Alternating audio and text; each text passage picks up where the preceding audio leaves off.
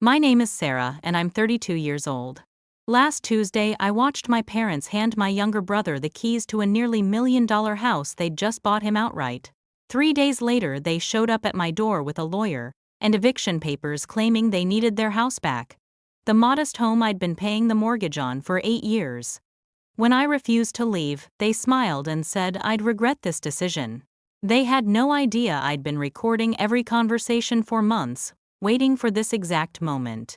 Call to action. Before we dive into this wild family betrayal story, I'd love to know, where are you watching from right now? Drop your city in the comments below, and if you're ready for a story about family greed that'll make your jaw drop, smash that like button and hit subscribe, because trust me, you won't believe how this ends. The revenge I got was sweeter than any cake, and the karma that came back to bite them, pure poetry. Growing up, I always thought I was the lucky one. While my brother Jake struggled in school and bounced from job to job, I was the responsible daughter who never caused trouble. My parents, Linda and Robert Chen. Yes, they kept Dad's name after the divorce and remarriage, long story. Always praised me for being mature beyond my years. What I didn't realize was that this was code for the child we can exploit without consequences. When I turned 24, they approached me with what seemed like an incredible opportunity. They'd found this perfect starter home in a decent neighborhood, but their credit was tied up in some business investments. Would I be willing to put the house in my name? They'd handle the down payment, they said, and help with mortgage payments until I got established. It seemed like such a generous offer. My own place at 24 with family support. I should have read the fine print more carefully. While my name was on the deed and mortgage, they'd structured it so they maintained certain interests in the property. The legal language was confusing, and they assured me it was just to protect everyone involved. My young, trusting self signed everything they put in front of me. For the first 2 years, they kept their promise. Every month, a check would arrive to help cover the mortgage. I paid utilities, maintenance, and tried to build my life. I was working as a marketing coordinator, then making decent money, but not enough to cover everything alone. The arrangement seemed perfect. Then, things started changing. The checks became irregular. When I called to ask about missed payments, Dad would get irritated and remind me that they were helping me out of the goodness of their hearts. Mom would guilt-trip me, saying how disappointed they were that I couldn't appreciate their generosity. Slowly, I began covering more and more of the mortgage myself. By year 3, I was paying everything. When I tried to discuss this with them, they acted like I was being ungrateful. "We gave you the opportunity to own a home," Mom would say. "Most parents don't do that for their children." Dad would add that the house was appreciating in value, so I should consider their initial help as an investment in my future. Jake, meanwhile, was living his best life. He'd moved back in with our parents after college rent-free while he figured things out. He worked part-time at various retail jobs, spent his money on gaming equipment and weekend trips with friends. Our parents funded his lifestyle completely, from car payments to cell phone bills to spending money for dates. I tried not to be bitter. I had my own place, my independence, and a growing career. I threw myself into work, got promoted twice, and started building real equity in the house. I renovated the kitchen with my own savings, painted every room, landscaped the tiny backyard. This place became truly mine through sweat, tears, and every dollar I earned. The subtle manipulation continued though. During family gatherings, they'd make comments about how they helped me get started, and how they hoped I was grateful for the opportunity. If I ever disagreed with them about anything, they'd remind me of their generosity. The house became a weapon they held over my head, even though I was paying for everything.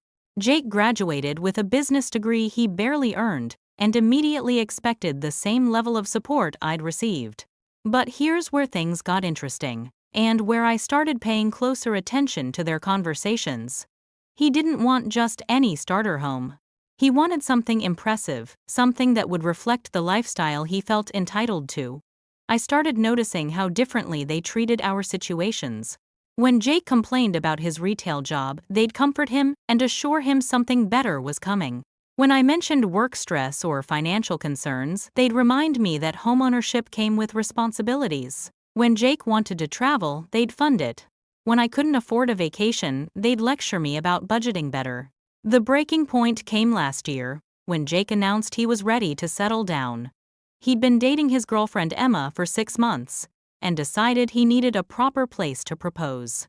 Not rent an apartment like normal people. Not buy a modest starter home. He wanted something worthy of his vision of himself as a successful man. That's when I overheard the conversation that changed everything. I'd stopped by their house to drop off some documents they'd requested. Something about refinancing their car, they'd said. But I heard them in Dad's study doors open, talking numbers that made my blood run cold. The house has appreciated to about $480,000 now, Dad was saying. If we can get Sarah out, we can sell it and use that money, plus our savings, to buy Jake something really nice. Something in the $600 to $800 range. She's been paying the mortgage for years, Mom replied. Technically, we still have legal claim to a portion because of how we structured the initial agreement. And emotionally, after everything we've done for her, she owes us this. Jake deserves a real start in life, Dad continued. Sarah's had her turn. She's established now. She can find her own place. I stood frozen in their hallway, listening to my parents casually discuss stealing my home. The home I'd paid for, maintained, and poured my heart into for 8 years. They were talking about my life, my security, my future, like it was just another asset to shuffle around for Jake's benefit. That night I went home and started researching. I pulled out every document, every bank statement, every receipt I'd saved over the years. I calculated exactly how much I'd paid into that house versus their contribution. The numbers were staggering. They'd helped with maybe 15% of the total investment, and I'd been paying everything for the last 5 years. But more importantly, I started recording every conversation we had about the house from that point forward. I had a feeling I was going to need evidence of what was coming next. 3 weeks after I overheard that conversation, Jake made his move. He showed up at my house on a Sunday afternoon with Emma, both of them grinning like they'd just won the lottery. I was in my garden trying to coax my tomato plants back to life after a particularly harsh week of weather, when they walked through my gate like they owned the place. Sarah, Jake called out in that overly cheerful voice he used when he wanted something. We need to talk. Emma stood behind him, her hand protectively placed over her left ring finger. The engagement ring was massive. Easily 2 carats, probably cost more than I made in 3 months. She kept angling her hand to catch the sunlight, making sure I couldn't miss it. Congratulations, I said, genuinely, trying to be happy for them despite everything I'd overheard. When did this happen? Last night, Emma gushed. Jake took me to that new rooftop restaurant downtown. Had them hide the ring in my dessert. It was like something out of a movie. I calculated the cost of that dinner in my head. That restaurant was $300 minimum per person. Meanwhile, I'd been eating pasta and canned sauce for 2 weeks to save money for a new water heater. The thing is, Jake continued, suddenly looking serious, we need to talk about living situations. Emma and I, we're ready to start our adult life together, you know, and this place. He gestured around my little house with barely concealed disdain. This place is perfect for a young couple just starting out. My blood ran cold, but I kept my voice steady. What exactly are you saying, Jake? Well, you've had your fun here, right? 8 years is a long time. You're established in your career now, you could afford something bigger, better. Maybe a condo closer to downtown. You're always complaining about the commute anyway. Emma jumped in, her voice sweet but with steel underneath. We've been looking at places and everything nice enough for what we want to build together. It's all so expensive. Jake mentioned that your parents helped you get started here, and we thought maybe it was time to pass that generosity forward. I looked at Jake. Really looked at him. My little brother, who I'd helped with homework, who I'd driven to soccer practice when Mom was too busy, who I'd lent money to more times than I could count. He was standing in my garden next to the tomato plants I'd nurtured from seeds, essentially telling me to get out of my own home. This is my house, Jake, I said quietly. I've been paying the mortgage for 8 years. Technically, he said, and I could hear Dad's words coming out of his mouth. Mom and Dad still have legal interests in this property. They helped you get started when you couldn't have done it alone. Now they want to help me get started. It's only fair. Fair, the word came out louder than I intended. Fair would be you getting a job that pays enough to afford your own down payment. Fair would be you starting where I started, with a modest place you can actually afford. Emma's mask slipped for just a second and I saw the entitled princess underneath. We're not asking for charity, she snapped. We're asking for what any family would do. Help each other out. Jake's parents are being incredibly generous, and we thought you'd want to be part of that generosity. By giving up my house. By sharing the opportunities you've had, Jake said. Look, Sarah, you're 32. You don't need a 3-bedroom house with a backyard. You're not married, you don't have kids. Emma and we're planning a family. We need the space. The casual cruelty of that statement hit me like a physical blow. As if my life, my plans, my dreams were less valuable because I hadn't followed their specific timeline. As if 8 years of building a home meant nothing because I'd done it alone. What did Mom and Dad promise you? I asked directly. Jake had the grace to look slightly uncomfortable. They said they'd help us find something nice, something that would be a real investment in our future. They mentioned that this place has appreciated a lot since you got it, and that maybe it was time to reassess the arrangement. Reassess. I repeated the word slowly. You mean, steal? That's not fair, Emma protested. Your parents invested in this property too. They took a risk on you when you were young and inexperienced. Now they want to make a different kind of investment. In their son's future, in their future grandchildren. The manipulation was breathtaking. They'd managed to make my 8 years of payments, my sweat equity, my life here, sound selfish compared to their hypothetical future children. Have you seen the house they're planning to buy you? I asked. Jake's eyes lit up. There's this amazing place in Willowbrook Heights. 5 bedrooms, 4 bathrooms, 3-car garage. It has this incredible kitchen with granite countertops and a walk-in pantry. The master suite has a sitting area and a balcony overlooking the golf course. How much? Well, that's the thing, he said, suddenly looking sheepish. It's listed at $850,000, but Dad thinks he can negotiate it down to maybe $800. With the money from selling this place plus what Mom and Dad have saved, we could make it work. $800,000. For my brother, who'd never held a steady job, never paid a mortgage payment, never even lived independently. Meanwhile, I was supposed to just walk away from the home I'd built because they'd decided I'd had my turn. What about my equity in this place? I asked. What about the fact that I've been solely responsible for this house for 5 years? We'd work something out, Jake said vaguely. Maybe Mom and Dad could help you with a security deposit somewhere new. A security deposit. In exchange for 8 years of my life, and probably $200,000 in payments and improvements. Emma was getting impatient. Look, Sarah, this is happening whether you're on board or not.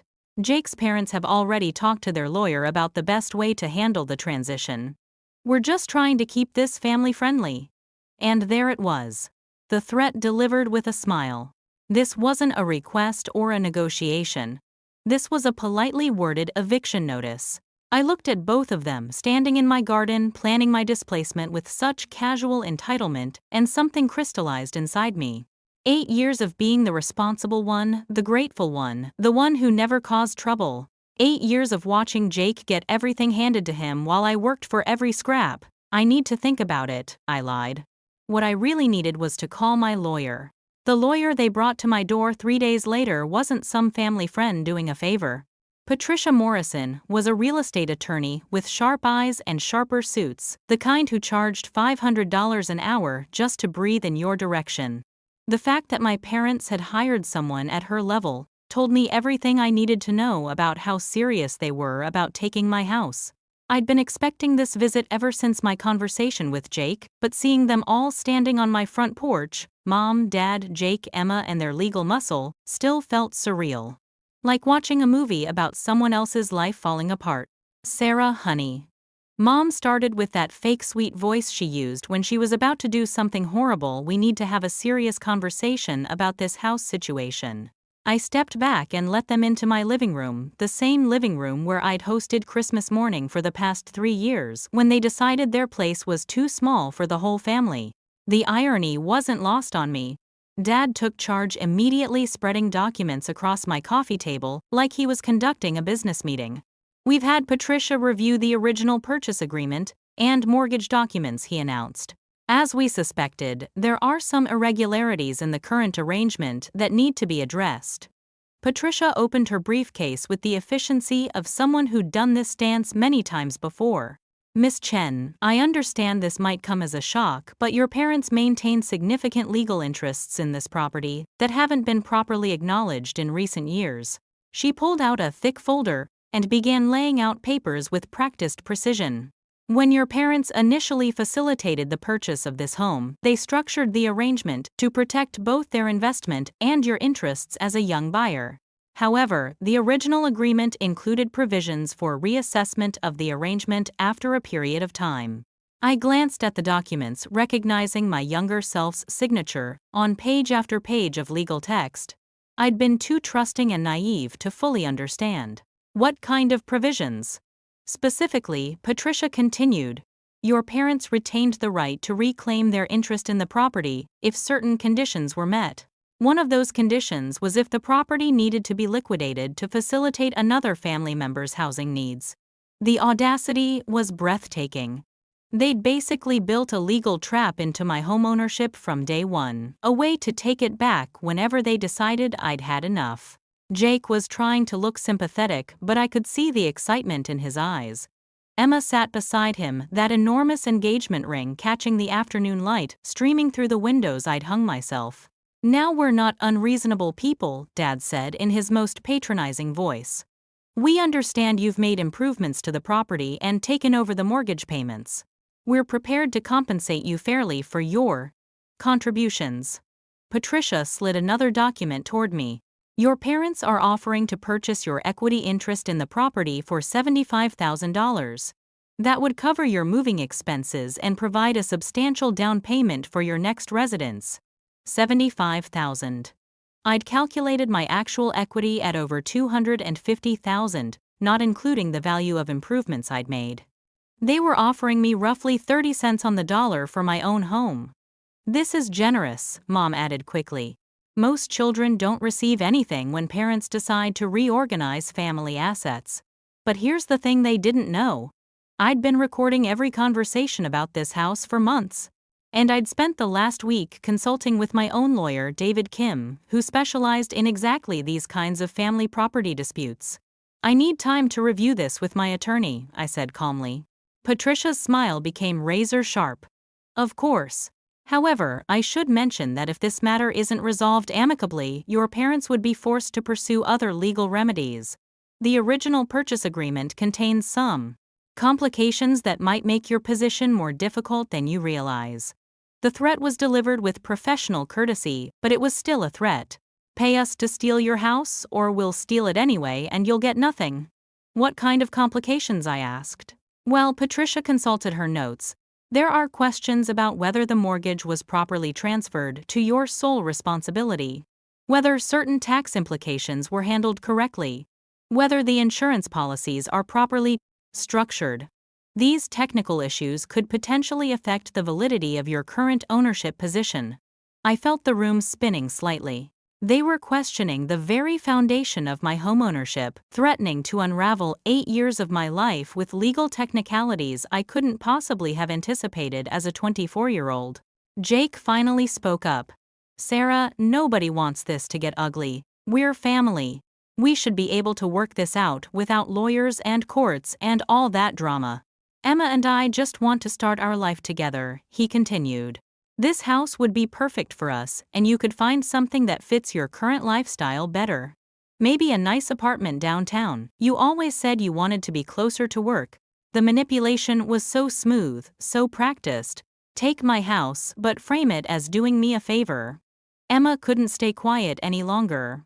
Honestly, Sarah, this place is getting a bit dated anyway. We've been looking at renovations, and it would need significant updates to be suitable for a growing family. New kitchen, expanded master suite, maybe convert that little office into a nursery. She was describing renovations to my house, like I wasn't sitting right there. Like it was already theirs and they were just waiting for me to clear out my belongings. How long do I have to decide? I asked. Patricia checked her calendar.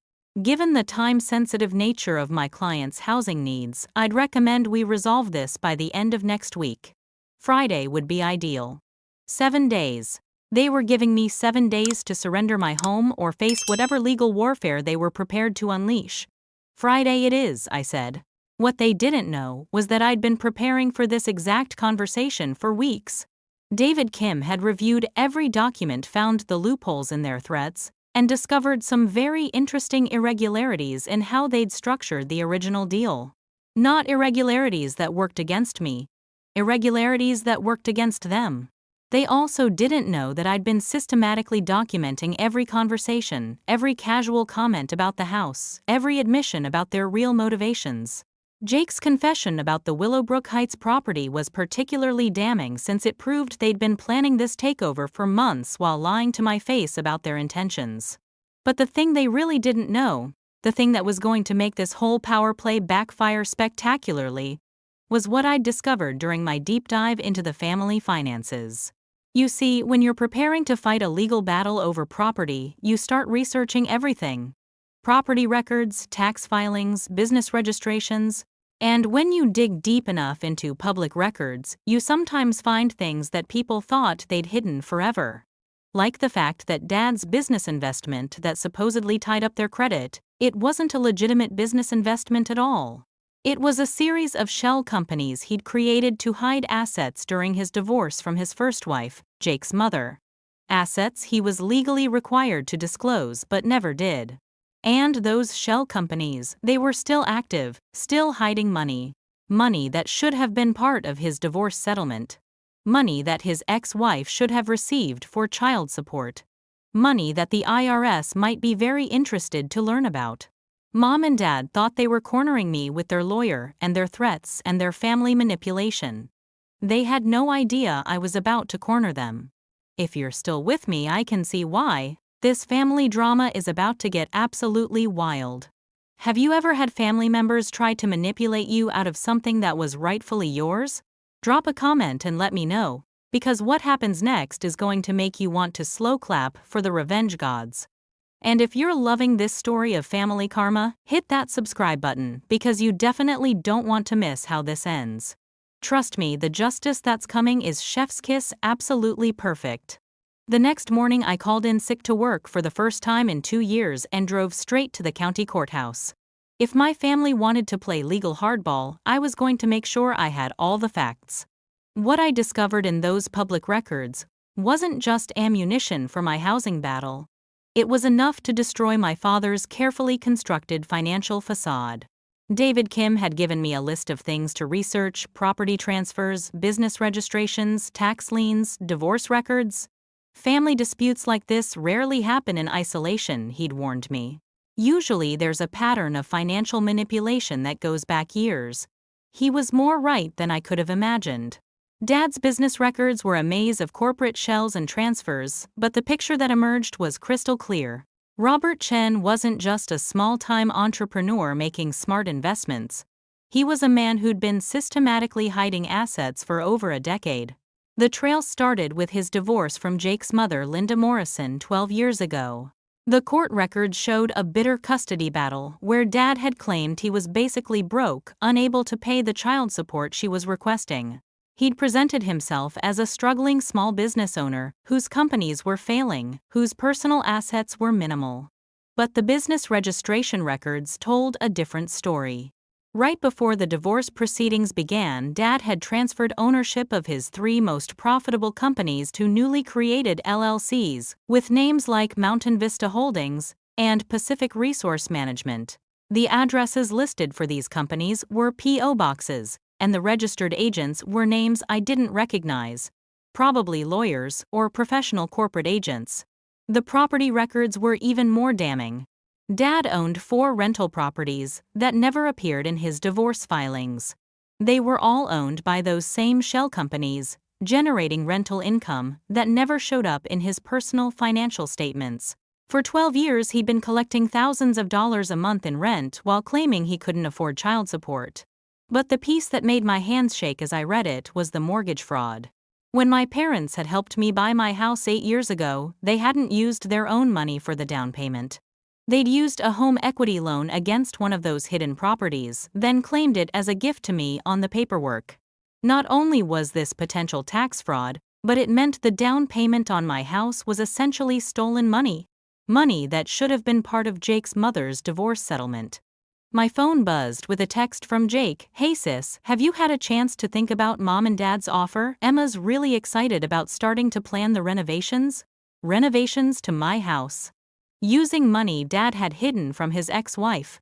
The casual entitlement was breathtaking. I photographed every relevant document and drove home to call David.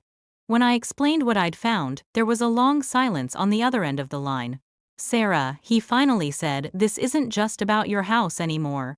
What you've uncovered could trigger IRS investigations, divorce settlement modifications, potentially even criminal charges for mortgage fraud. What does that mean for my situation?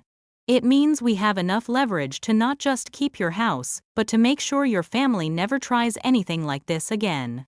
However, I have to ask, are you prepared for the nuclear option? Because that's what this is. I thought about Jake and Emma planning renovations to my house. About my parents casually discussing stealing my home like it was just another business transaction. About 8 years of being the responsible daughter who never caused trouble while watching Jake get everything handed to him. What would the nuclear option look like? We file a comprehensive lawsuit challenging their ownership claims, then immediately turn over the financial records to the appropriate authorities. The IRS, Jake's mother's attorney, potentially law enforcement. Your parents would be fighting multiple battles on multiple fronts, and their financial house of cards would collapse. And my house, your house, would be the least of their worries. But Sarah, this would essentially destroy your relationship with your family. There would be no coming back from this. I looked around my living room at the bookshelves I'd built myself, the art I'd collected over 8 years, the plants I'd nursed from tiny seedlings. This wasn't just my house. This was my home, my sanctuary, my proof that I could build something beautiful and lasting. They destroyed the relationship when they decided to steal from me, I said quietly. I'm just deciding not to pretend otherwise anymore. Okay. I'll need you to compile everything you found today and bring it to my office tomorrow morning. In the meantime, I want you to be very careful about what you say to your family. Don't let them know what you've discovered. That evening, Mom called with an update disguised as concern. "Honey, I know this whole situation is stressful, but I want you to know we're only thinking about what's best for the family. Jake and Emma are so excited about their future, and it would mean so much to Dad and me to see them settled in a nice home." I'm still reviewing the paperwork, I told her truthfully. "Of course, sweetheart. Take your time. But remember, Patricia mentioned some concerns about the technical aspects of your ownership situation. We'd hate for this to become complicated when it could all be resolved so easily." The threat wrapped in maternal concern was almost artistic, but I could hear something else in her voice. Urgency. They needed this to happen quickly, probably because Jake and Emma had already made an offer on the Willowbrook Heights house contingent on selling mine. "Mom, can I ask you something?" "Of course, honey. When you and Dad got divorced from your previous spouses, was that difficult financially?" There was a pause. "Why do you ask?" "I just wonder sometimes about blended families, how complex the finances must get. Dad supporting Jake, you supporting your kids from your first marriage, trying to build something new together." "Well, it was complicated, yes. But your father was very responsible about meeting all his obligations. The lie came so easily, so smoothly. She probably even believed it herself. People can rationalize anything when it serves their purposes." "I'm sure he was," I said. "You both seem to be very good at managing complex financial situations." After we hung up, I sat in my garden as the sun set, thinking about the choice ahead of me. I could take their $75,000 and walk away. Find an apartment, start over, maintain the peace. Be the good daughter who never causes trouble. Or I could fight back with everything I had and watch their carefully constructed world of financial lies crumble around them. The tomato plants I'd been nursing back to health were finally showing new growth. Small green shoots reaching toward the light, refusing to give up despite the damage they'd sustained. I knew which choice I was going to make. Friday morning arrived gray and drizzly, matching my mood perfectly. The family meeting was scheduled for 10 a.m. at my parents' house. Neutral territory, they'd said. Though nothing about this situation was remotely neutral. I'd spent the week documenting everything, preparing for war, while pretending to consider their generous offer. David Kim had armed me with a folder thick enough to choke a horse filled with evidence that would transform this from a simple property dispute into a federal case. But first, I wanted to give them one last chance to be honest. One final opportunity to remember that I was their daughter, not just an obstacle to their plans. I arrived exactly on time to find them already assembled in Dad's study like a corporate board meeting. Patricia Morrison sat at the head of the conference table they'd brought in for the occasion, her legal documents spread out like weapons. Mom and Dad flanked her on one side, Jake and Emma on the other. They'd left a single chair facing all of them. The defendant's chair. The power dynamic was intentional and insulting. This wasn't a family discussion. It was a tribunal. Sarah Patricia began without preamble. I trust you've had time to review our proposal and consult with counsel. I have, I said, taking my seat and placing my own folder on the table. Before we discuss your proposal, though, I have some questions about the original property arrangement. Dad leaned forward, his patience already wearing thin.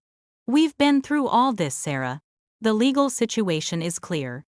Actually, it's not. I opened my folder and pulled out the first document. When you helped with a down payment 8 years ago, where exactly did that money come from? The room went very quiet. Patricia's professional smile flickered slightly. Our savings, obviously, Mom said quickly. Interesting. Because according to these bank records, the money came from a home equity loan against a property owned by Mountain Vista Holdings. I slid the document across the table. A property that doesn't appear in any of your divorce settlements. Patricia picked up the paper, her expression shifting from confident to concerned. I'm not sure what relevance. The relevance is fraud, I interrupted calmly. Mortgage fraud, tax fraud, divorce, settlement fraud. Should I continue? Jake was staring at Dad with growing alarm. What is she talking about? I pulled out the next set of documents. Your father has been hiding assets for over a decade, Jake. Properties, businesses, income streams. Money that should have gone to your mother in the divorce settlement. Money that was used to buy my house, which means the foundation of your current claim is built on stolen funds. That's ridiculous, Dad said, but his voice had lost its authoritative edge. Those are legitimate business investments. Business investments, I laughed without humor. Pacific Resource Management lists its primary business activity as consulting services, but it has no employees, no office, and no clients. Its only assets are 2 rental properties generating $4,000 a month in income that never appears on your tax returns. Patricia was frantically taking notes now, clearly realizing she'd walked into a legal minefield. Mr. Chen, I think we need to discuss. Oh, we're just getting started, I said, pulling out more documents. Mountain Vista Holdings, Coastal Property Solutions, Peninsula Investment Group. 3 shell companies, total assets of approximately $2.3 million, all hidden from the IRS and from Jake's mother. Emma's face had gone pale. Jake, what is she saying? What does this mean? What it meant was that her fairy tale was built on a foundation of criminal activity, but I decided to let Jake explain that part himself. It means, I continued, that not only do you have no legal claim to my house, but the money you're planning to use for your new house is stolen. And the IRS is going to be very interested in where it came from. Dad finally found his voice again. You're threatening your own family. I'm protecting myself from thieves who happen to share my DNA, I replied. There's a difference. Sarah, Mom tried her manipulation voice again. Surely we can work this out within the family. Think about what you're doing to Jake's future, to his relationship with Emma. Think about what you did to my future, I shot back. 8 years of my life, Mom. 8 years of mortgage payments, property taxes, maintenance improvements. $250,000 of my money poured into a house you're trying to steal for $75,000. Jake was beginning to understand the magnitude of what had been happening. Dad, are you saying you've been lying about money for years? That you owe Mom more child support? It's complicated, Dad said weakly. It's criminal, I corrected. And it's about to become very public unless this stops right now. Patricia closed her briefcase with sharp, decisive movements. I'm afraid I can no longer represent your family in this matter. There are clear conflicts of interest and potential legal violations that require different counsel. She stood to leave, then turned back to me. Ms. Chen, I recommend you work with your attorney to determine the appropriate authorities to contact regarding these financial irregularities. After she left, the room felt smaller and more tense. The power balance had shifted completely. They were no longer the ones making demands. What do you want? Dad asked quietly. I want my house deed transferred completely to my name with all your supposed interests removed. I want a formal apology. And I want you to turn yourselves in to the IRS before I do it for you. And if we refuse, Mom asked. I smiled for the first time since entering the room. Then Jake's mother gets copies of all these documents, along with a letter explaining how much back child support she's owed with interest. The IRS gets a full report on your hidden assets.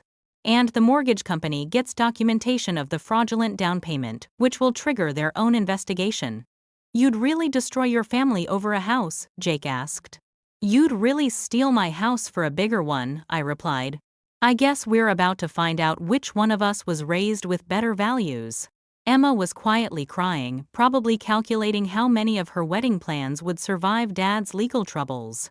Jake was staring at his hands, finally understanding that his entitled lifestyle had been funded by criminal activity. I need an answer by Monday, I said, standing to leave. Choose wisely. I drove home through the rain, feeling lighter than I had in months. The truth was finally out, the cards were on the table, and for the first time in this entire mess, I held all the power. The house still needed that new water heater, but it was going to stay my house. And that made every penny worth it. Monday morning, I woke up in my own house. Emphasis on my own, to the sound of my phone buzzing with frantic messages.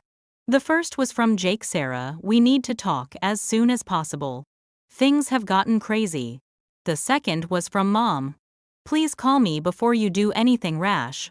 The third was from Dad's new attorney. Apparently he'd hired someone over the weekend. I made coffee in my kitchen, sat in my garden with my recovering tomato plants, and enjoyed the most peaceful morning I'd had in months. Let them panic, let them scramble. For 8 years, I'd been the one accommodating their schedules, their demands, their manipulation. Today, they could wait for me. David Kim called at 9 with an update that made my coffee taste even sweeter. They caved completely, he said, barely containing his amusement. Full deed transfer, written apology, and they're meeting with an accountant today to prepare amended tax returns. What changed their minds? Jake's mother hired an attorney after receiving our information packet. Turns out your father owes her approximately $400,000 in back child support and hidden asset distribution. She's filing to reopen the divorce settlement and demanding immediate payment. $400,000. Almost exactly the amount they'd planned to spend on Jake's dream house. There's more, David continued. The IRS responded faster than I've ever seen them move. They're opening a full audit of your father's businesses and personal returns going back 10 years. And Emma called off the engagement yesterday. I almost felt sorry for Jake. Almost. But then I remembered him standing in my garden casually telling me I didn't deserve my own home because I wasn't married with children. What about the house in Willowbrook Heights dead in the water? They can't qualify for a mortgage with Dad's assets frozen pending the IRS investigation. The sellers have already moved on to other buyers. The irony was poetic. In trying to steal my modest home to buy Jake a mansion, they'd lost everything. My parents arrived at noon looking like they'd aged a decade over the weekend. Dad carried a folder of documents. The deed transfer signed and notarized. Mom carried what looked like a handwritten letter. They sat across from me at my kitchen table, the same table where we'd shared countless family dinners over the years. The paperwork is all here, Dad said, quietly sliding the folder across to me. The house is entirely yours, free and clear. I opened the folder and reviewed the documents. Everything was in order. My name alone on the deed, all their claims formally relinquished. And the apology I asked. Mom handed me the letter with trembling hands. It was 2 pages long, written in her careful script, acknowledging their manipulation, their fraud, and the damage they'd caused to our relationship. It wasn't just an apology for trying to steal my house, it was an admission of years of financial abuse and emotional manipulation. "What happens now?" Mom asked. "Now you deal with the consequences of your choices," I said simply. "The IRS, Jake's mother, the legal system. You created this mess and now you get to clean it up. Will you ever forgive us?" she asked, tears streaming down her face. I looked at my parents. Really looked at them, and saw them clearly for perhaps the first time. Not as the authority figures from my childhood, not as the benefactors who'd helped me get started, but as two people who'd been willing to destroy their daughter's life for their son's convenience.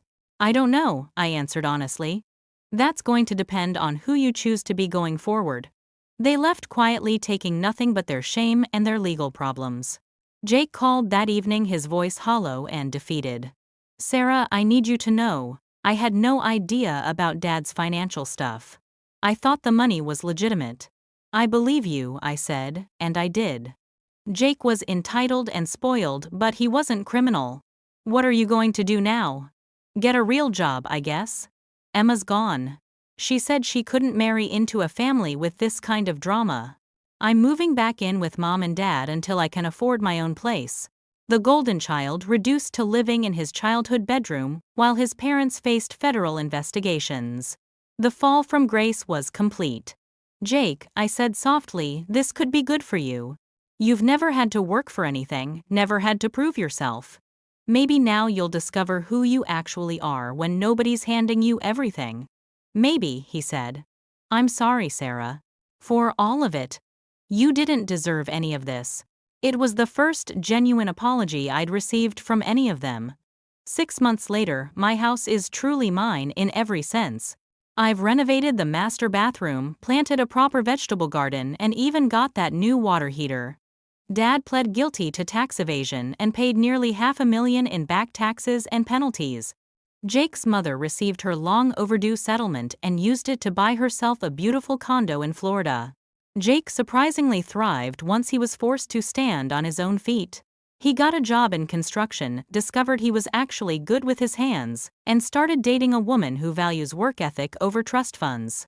We have coffee occasionally, carefully neutral meetings where we're rebuilding something that might eventually resemble a sibling relationship. My parents and I are still working through our issues in family therapy. It's slow, difficult work, but they're finally being honest about their patterns of manipulation and favoritism.